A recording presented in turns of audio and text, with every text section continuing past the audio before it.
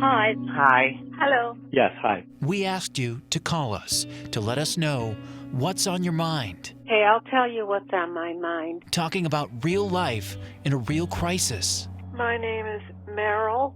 I am so grateful for all the work that all the nurses and doctors and first responders and anybody else who comes in contact with COVID-19. I am a healthcare worker. I have no gear. I have no mask. I'm so overwhelmed over all the stuff that's going on. None of it's easy. I have no money, no income, no nothing. I try to get involved with the unemployment. Nothing happens. I can't get anywhere. The coronavirus has been bad enough, and financial distress is even worse. My father, who was diagnosed with this a couple weeks ago and was hospitalized, and I have a really good close friend who was also diagnosed with this, so this is real. It doesn't matter where you come from. Doesn't matter what neighborhood you live in. Pretty much, I never hardly go out unless I go in my car and I go for a ride every day just for mental health. Everybody is going through this in their own way. I'm living on a very, very low fixed income, and I'm worried that I won't have enough food to eat, just like many other people. Lives have changed. Too many lives have ended. I lost my dad from COVID-19 on April 4th. I almost lost my mom to COVID-19. I could not imagine losing both of my parents at the same time. But thankfully, my mom made it home from the hospital. I just wish that the world would understand what we're going through. Everyone's asking themselves the same thing these days. Is all of this really happening? I'm scared and I'm afraid. That's it. I'm Dan Corcoran, NBC Connecticut News.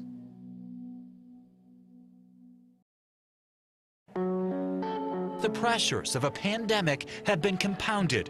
Shut it down! With protests everywhere demanding change in the face of racial injustice. I am calling about George Floyd. It is so sad what happened to him. I have a black son. I am scared for my son's life. I tell him to throw your hands up and don't move.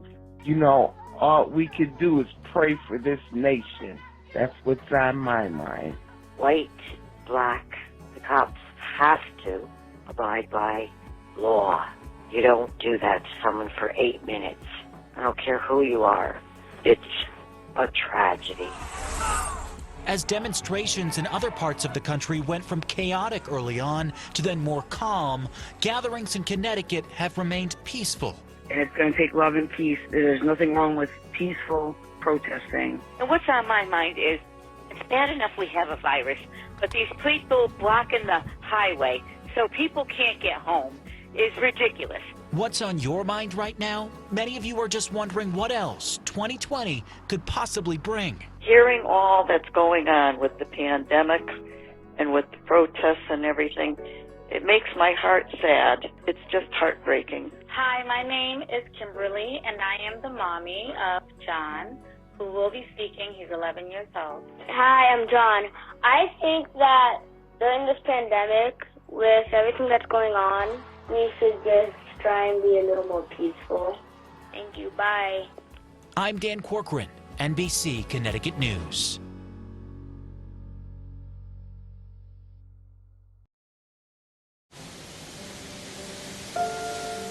When Isaias blew through Connecticut, the lights went out. And for thousands of people in our state, the lights stayed out for days. I'm calling from a hotel in Windsor because my power is out in Bloomfield, and we have to spend money that we shouldn't have to in order to stay halfway safe. I believe that Eversource should give a voucher to all of the Eversource clients to make up for the loss of food that we had to throw out. Who's going to replace that food? When I asked Eversource this, they said, call your insurance company. I said, I don't have insurance. I wouldn't be getting food stamps if I had insurance.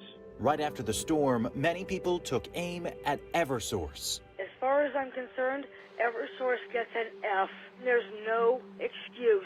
Something should really seriously be done about looking into alternate sources of having electricity provided to the state of Connecticut, because Eversource has dropped the ball. What's on your mind is what you're paying for. I'm looking at all the politicians grandstanding now that the storm has torn up the state. That's great. But where were they when my electric bill went up 100%? There's also support for the crews working hard to get the power back on. I think they did the best they can. This is a natural disaster. Instead of investigating them for lack of performance, they should be congratulating them and say, you know what, nice job. In response to what's on your mind, Eversource says in part, quote, "We were prepared. We always prepare for severe weather, and we're watching Isaias days in advance. We had our crews and additional help ready to go based on the best information available at that time." 2020? Really? Can we just wipe it off the map? Period? It didn't come, it didn't go, it didn't exist. A really tough week and year. I'm Dan Corcoran, NBC Connecticut News.